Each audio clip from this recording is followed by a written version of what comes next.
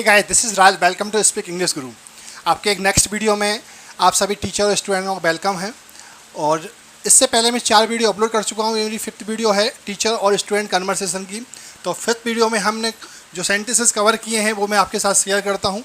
ठीक है, तो 1 बाय 1 हम चले स्टार्ट करते हैं और देखते रहिएगा सभी टीचर्स और students. Next, first of all settle down all of you. First of all settle down all of you, इसका मतलब है कि सबसे पहले तो आप आराम से बैठ जाइए। ठीक है, सबसे पहले तो आप आराम से बैठ जाइए जिससे कि आप मेरी क्लासेस प्रॉपर तरीके से देख सकें। ठीक है, next, before I start the next chapter. Before I start the next chapter, अगला चैप्टर स्टार्ट करूं उससे पहले।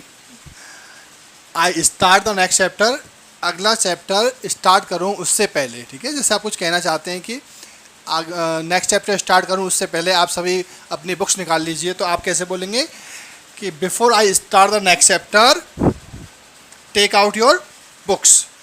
Take out your books. ठीक है, next, you come for study here. तुम यहाँ पढ़ाई के लिए आते हो, तुम यहाँ पढ़ाई करने आते हो। ठीक है, आप स्टूडेंट से कह सकते हो इस तरीके से कि आप यहाँ पढ़ाई करने आते हो। ठीक है, मटर गश्ती करने नहीं आते। ठीक है, ऐसे करके।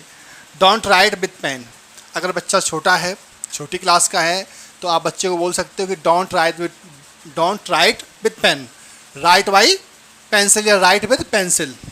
यहाँ लिखा हुआ है आपका राइट विथ पेंसिल, अभी मैंने लिखा है कहीं, देख लेंगे अभी। ठीक है, लेकिन इसका मतलब क्या है, don't write with pen, pen से मत लिखिए। Next, come 1 by 1। Come 1 by 1 का मीन्स है एक एक करके आइए। आपने बच्चों को बुलाया और बच्चे एक साथ सभी आ गए, तो आप उनसे बोल सकते हैं कम 1 बाई 1, एक साथ मत आइए। ठीक है, एक एक करके आइए। Next, the tip of the pencil has broken.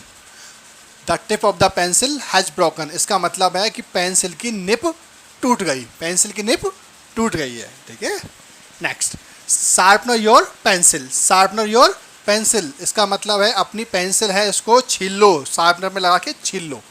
ठीक है, अच्छा, एक चीज़ और होती है कि जो छीलने के बाद में जो उसका जो कचरा आता है ना, उसके बारे में भी बताऊंगा। एक सेंटेंस मैंने कवर किया है। ठीक है, next, what have you written here. तुमने यहाँ क्या लिखा है। जैसे किसी बच्चे की कॉपी ली आपने और आप उस समय बच्चे को बुला करके पूछ सकते हैं कि बेटा आपने यहाँ क्या लिखा है, what have you written here.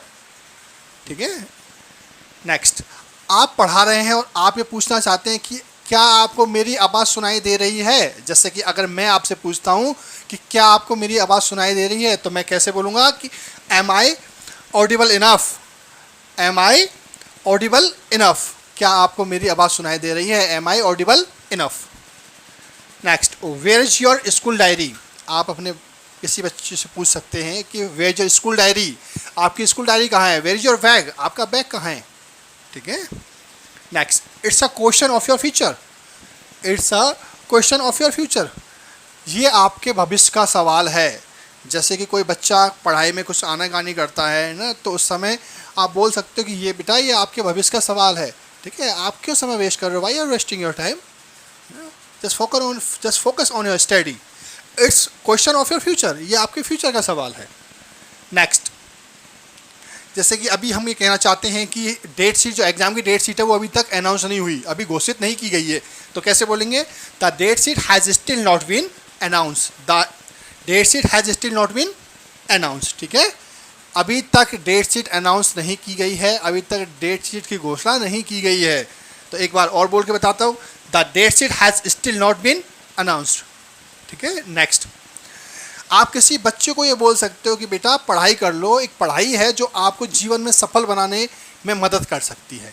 ठीक है, आपने एक मोटिवेशनल स्पीच दे दिया, मोटिवेशनल एक थॉट दे दिया बच्चे के लिए, तो आप कैसे बोल सकते हैं इस बात को कि only education can help you to success in your life. Only education can help you to success in your life. ठीक है, next, be present mentality as well. Be present mentality as well, इसका मतलब है आप मानसिक रूप से उपस्थित रहिए। कभी कभी क्या होता है कि बच्चा बैठा तो है लेकिन वो घर के काम, जैसे कोई घर का काम याद आ गया उसको, या फिर कहीं के ख्वाब ही देख रहा है बैठा बैठा, तो उस समय आप क्या कह सकते हो कि be present mentality as well, मानसिक रूप से प्रेजेंट रहिए। Don't present body upset mind मत रहिए, ठीक है। Next, my job is to be clarify the concept, मेरा काम कंसेप्ट को क्लैरिफाई करना है। My job is to clarify the concept, मेरा काम कंसेप्ट को क्लैरिफाई करना है, ठीक है। Next, it's a sorry state of affairs, it's a sorry state of affairs, इसका मतलब है ये चिंताजनक स्थिति है, ये चिंताजनक स्थिति है। कभी कभी इस क्लास के अंदर ऐसी स्थिति आ जाती है कि जिस समय आप ये बोल सकते हो चिंताजनक स्थिति है, ये बच्चा तो बिल्कुल पढ़ने में डल है, ये 12th में कैसे पास होगा, है ना, ये बोर्ड क्लास में कैसे पास होगा, ये तो स्कूल का नाम डुबा देगा हमारे का। तो ये एक चिंताजनक स्थिति है, तो कैसे बोलेंगे आप इसको, it's a sorry state of affairs, okay. Next, come and solve the sum on the board, come and solve the sum on the board, जैसे आप किसी बच्चे को बुलाया आपने और आप बोलते हैं ना कि आइए और यहाँ पर एक सवाल सॉल्व करिए, ठीक है ना, इस क्वेश्चन का जवाब दीजिए, आप लिखिए यहाँ पर, तो आप क्या बोलोगे, come and solve the sum on the black board या वाइट बोर्ड, ठीक है। नेक्स्ट है आपका speak one at a time, speak one at a time का मतलब है कि एक एक करके बोलिए, एक एक करके बोलिए। जैसे कि आपने बच्चों से कहा कि किस किस को ये क्वेश्चन का आंसर आता है, सब ने बोला कि एक साथ हाथ खड़ा कर देंगे, सर मुझे आता है, मुझे आता है, sir I know, sir I know, ठीक है। तो आप उस समय कैसे कहेंगे कि एक एक करके बोलिए, तो क्या बोलेंगे इंग्लिश में, once, speak one at a time, speak one at a time, ठीक है गाइज। नेक्स्ट बढ़े हम, form a queue, form a queue का क्या मतलब होता है, जैसे हम कहते हैं ना बच्चों से लाइन लगा लो, लाइन बना लो, तो आपने सुना होगा कि make a Q, make a line, इस तरीके से, तो आप ये बोल सकते हैं कि form a queue, form a Q. और इसके अलावा एक बार और कहते हैं कि लाइन में आओ, लाइन में लगो, ठीक है ना, लाइन में लगो, तो क्या बोलेंगे आप, गेट इन लाइन, या लाइन में आओ तो भी गेट इन लाइन, या फिर लाइन में लगो तो गेट इन लाइन, ठीक है।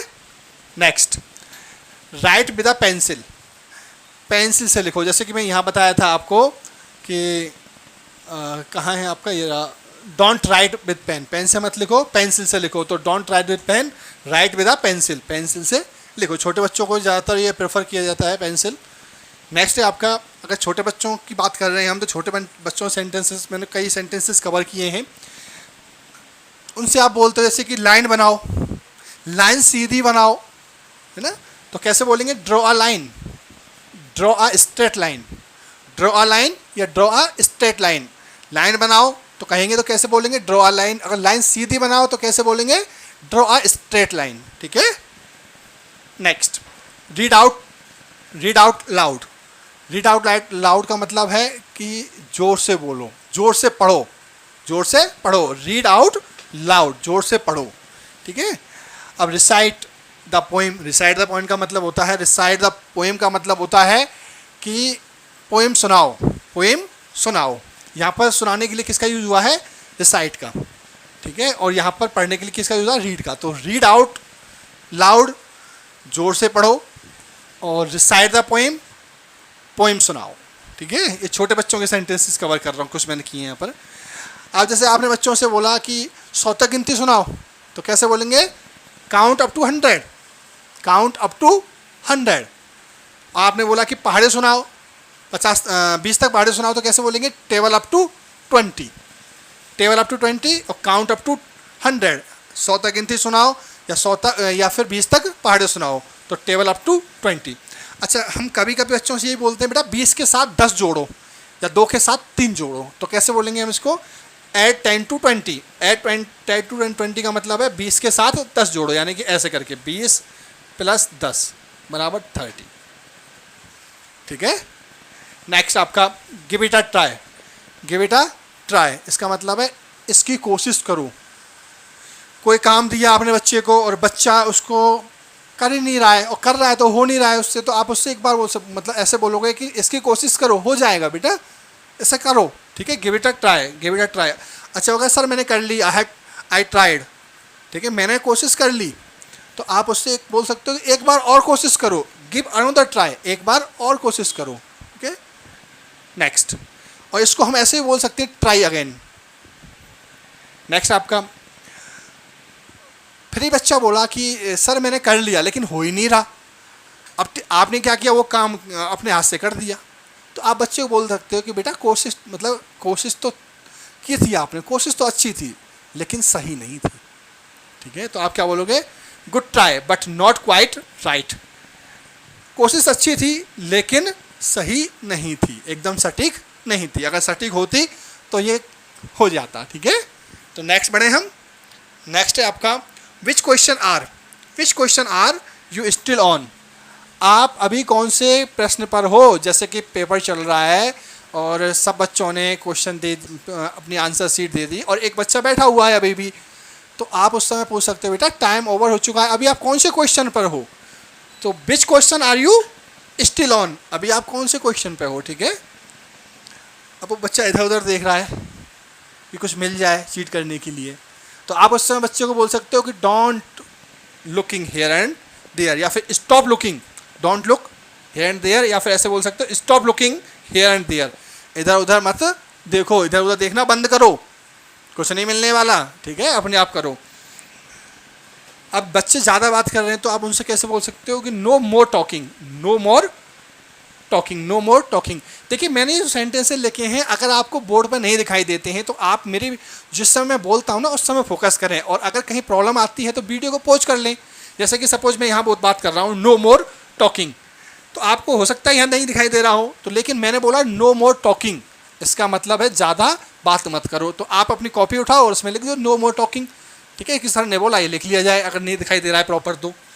तो जहाँ भी आपको ऐसे लिखने में या राइटिंग में कोई प्रॉब्लम आए तो मैं मुंह से बोलता हूँ उस समय आप लिख लिया करिए। और उसके बावजूद भी अगर मेरी जो वर्डिंग है वो समझ में नहीं आए, प्रोनाउंसिएशन आप तक सही समझ में नहीं आ पाए, या फिर लिखा हुआ भी समझ में नहीं आए, तो उस समय आप मुझे कमेंट करें। ठीक है, उस समय आप मुझे कमेंट करें। ठीक है, नेक्स्ट,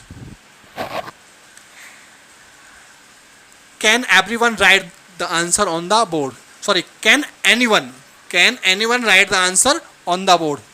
क्या कोई बोर्ड पर आकर उत्तर लिख सकता है?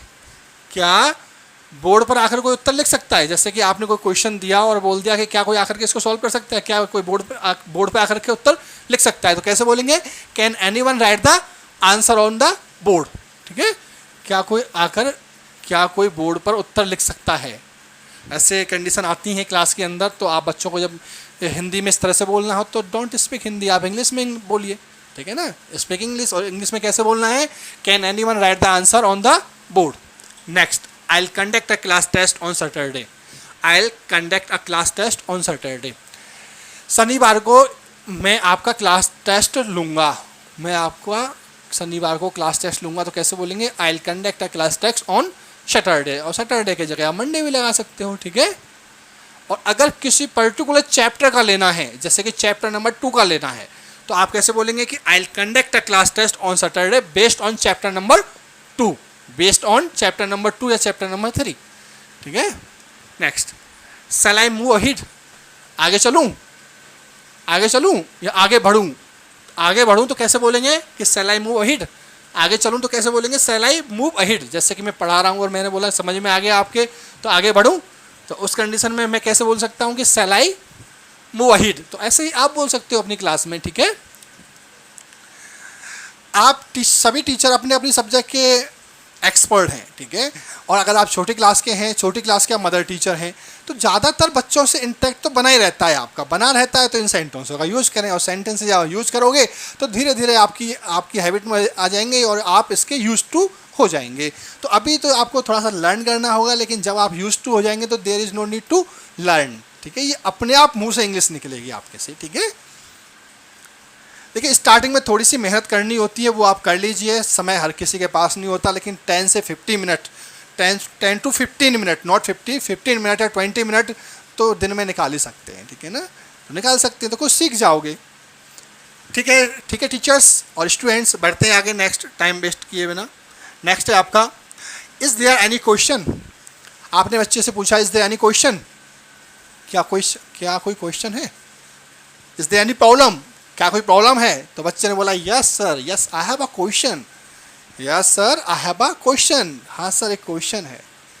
Yes I have a problem, हाँ सर एक प्रॉब्लम है। ठीक है, अगर नहीं है तो नो बोल सकते, no I don't have any question, I don't have any problem. ठीक है, next, did you understand what I said, did you understand what I said. इसका मतलब है कि जो मैंने कहा क्या आपको समझ आया? क्या आप समझे जो मैंने कहा? Did you understand what I said? ठीक है, नेक्स्ट। नो, समझ नहीं आया, समझ में आया तो बोलेंगे यस, यस आई अंडरस्टैंड। अगर नहीं समझ में आया तो क्या बोलेंगे? नो, नो सर, समझ नहीं आया। आप ऐसे बोल सकते हो पूरा, no sir I didn't understand that, sir मेरे वो समझ में नहीं आया। आई डिडंट अंडरस्टैंड दैट, मेरी वो है समझ में नहीं आया। ठीक है, अब दोबारा बोल सकते हैं sir pardon please, sir would you repeat it, ठीक है, would you explain the last point. ये सब सारे सेंटेंसेस मैं करा चुका हूँ ना पिछली वीडियो में, तो आप उनका अगर आपने लर्न किए हैं तो आप उनका यूज़ करिए अब यहाँ पर। नेक्स्ट बढ़ते हैं हम। Sir may I answer? Yes go ahead. जब आप क्लास में होते हो और आपने क्वेश्चन पूछा जैसे कि which is the capital of India, India की राजधानी कौन सी है, तो बच्चे क्या बोलते हैं? सर मैं बताऊं, सर मैं बताऊं, ऐसे बोलते हैं ना क्लास के अंदर। और आप बोलते हैं हाँ ठीक है बताओ, या तुम नहीं वो बताएगा, ऐसे बोलते हैं। तो इंग्लिश में कैसे बोलेंगे इस बात को कि sir may I answer, sir मैं बताऊं? तो आपने बोला यस गो अहेड, हाँ बताओ। और मना किया तो नो, यू डोंट, तुम नहीं। This one, that one, this one that one, ये वो, ऐसे करके आप उनसे भी आंसर ले सकते हो। ठीक है, तो सर मे आई आंसर का मतलब होता है कि मैं, सर मैं बताऊं। ठीक है, और अगर बता दिया और उसके बावजूद भी आंसर राइट नहीं है तो आप बच्चे को क्या बोलेंगे? No this is not right, this is not right, ये सही नहीं है। या ऐसे बोल सकते हो, या फिर ऐसे बोल सकते हो no this is wrong, this is wrong answer, this is wrong, ये गलत है। ठीक है, अगर आप स्टूडेंट हैं तो ये आप टीचर्स बोलेंगे आपको इस बात को, तो आपको समझना है। ये वीडियो टीचर्स और स्टूडेंट दोनों के लिए है, क्योंकि जब टीचर बोलेंगे तो स्टूडेंट को भी समझ में आना चाहिए ना। टीचर के बोलने से तो काम थोड़ी चलना है, स्टूडेंट को भी समझ में आना चाहिए। ठीक है, तो ये अगर आप स्टूडेंट हैं तब भी ये वीडियो आपके लिए है, और टीचर है तो ये वीडियो आपके लिए तो है ही है। ठीक है, नेक्स्ट। आपने किसी बच्चे को बुलाया और बोला कि इस क्वेश्चन का आंसर बताओ, या फिर वहीं से खड़े हो कि इस क्वेश्चन का आंसर बताओ, तो आप क्या बोलोगे? Sachin answer the question, Sachin answer the question, या Sachin answer this question. Sachin कोई नाम है, सचिन इस प्रश्न का उत्तर दो, इस सवाल का जवाब दो। नेक्स्ट आपका don't bring a bad name to your parents, don't bring a bad name to your parents. कोई बच्चा है बहुत ज़्यादा शरारत करता है, पढ़ता नहीं है, और पढ़ा है तो उसके बिल्कुल ये समझिए फेल है, वो बिल्कुल नील लेवल में है क्लास में, और वो फेल हो गया। किस में फेल हो गया? वो आपका बोर्ड के एग्जामिनेशन में फेल हो गया। तो आप बच्चे से बोल सकते हो कि बेटा कितनी कहा था तुमसे पढ़ाई करने के लिए, हैं तुमने अपने बच्चे का नाम, और मतलब अपने माता पिता का नाम डुबा ही दिया। तो आप उस समय क्या बोल सकते हो कि अपने माँ बाप का नाम मत डुबाओ, अपने माँ बाप का नाम मत डुबाओ। ठीक है, तो कैसे बोलेंगे? Don't bring a bad name to your parents. ठीक है, next. Don't put the bag at the front, don't put the bag at the front. जैसे बच्चे बैठे हुए हैं, बच्चे अगल भी है, बगल भी है और सामने भी है, बैठे हुए हैं, तो आप उस समय बच्चे को बोल सकते हो कि अपना बैग आगे मत रखो, साइड में रखो, अपना बैग आगे मत रखो, साइड में रखो। तो आप बच्चों से कैसे बोलेंगे? Don't put the bag at the front, put in side. ठीक है, put in right side, put in left side. ठीक है, पुट इन बैक में रखो। तो मैं मना करने के लिए कैसे बोलेंगे? Don't put the bag at the front. ठीक है, next. Don't throw the pencil savings here, don't throw the pencil savings here. इसका मतलब है जो पेंसिल का जो कचरा था ना, मैंने यहाँ जब पेंसिल की हमने बात की थी, तो जो पेंसिल छीलने के बाद जो कचरा निकलता है उसका, तो उसको यहाँ मत फेंको। ठीक है, जो पेंसिल के जो छिलके हैं, पेंसिल के जो छिलके हैं उनको यहाँ मत फेंको। तो क्या बोलेंगे? Don't throw the pencil shavings here, pencil के छिलकों को यहाँ मत फेंको। Next, read attentively, read attentively इसका मतलब है ध्यान से पढ़ो। रीड अटेंटिवली का मतलब है ध्यान से पढ़ो, या फिर रीड केयरफुली, ध्यान से पढ़ो। ठीक है, next. Stay seated, stay seated, stay seated का मतलब होता है बैठे रहो, बैठे रहो। और इसको हम और कैसे बोल सकते हैं? तो इसको बोल सकते हैं कि रिमेन सीटेड, रिमेन सीटेड। ठीक है, और भी किसी तरीके से बोल सकते हैं, अगर आपको पता है तो कमेंट बॉक्स में आप उसको लिख कर डालें। ठीक है, next. Take out your books, take out your books या नोटबुक्स, अपनी किताबें निकालो या अपनी कॉपी निकालो। ठीक है, इन सेंटेंसों को आप बच्चों के लिए क्लास में यूज़ कर सकते हैं। क्लासरूम में मैक्सिमम इस तरह के सेंटेंस यूज़ किए जाते हैं। अब तक टोटल 5 क्लासेस हो गई स्टूडेंट और टीचर्स के बीच कम्युनिकेशन की। ठीक है, जो क्लासरूम के अंदर यूज़ की जाती है या फिर स्कूल और कॉलेज कैंपस में यूज़ की जाती है। तो अगर आपको ये सेंटेंसेस अच्छे लगते हैं तो इसको नोट डाउन करें और अपने दोस्तों के साथ इस वीडियो को शेयर करें, जिससे कि वो भी अगर टीचर हैं या स्टूडेंट हैं तो उनके लिए भी ये वीडियो वर्थफुल रहे और वो इंग्लिश लर्न कर पाएँ। तो अगर आप चैनल पर नए हैं तो चैनल को सब्सक्राइब करें और बेल आइकन पर क्लिक करें, जिससे कि मेरी आने वाली नई वीडियो का नोटिफिकेशन आप तक पहुंच सके। ठीक है, तो मिलते हैं आपको एक नई क्लास में, तब तक के लिए जय हिंद, जय भारत।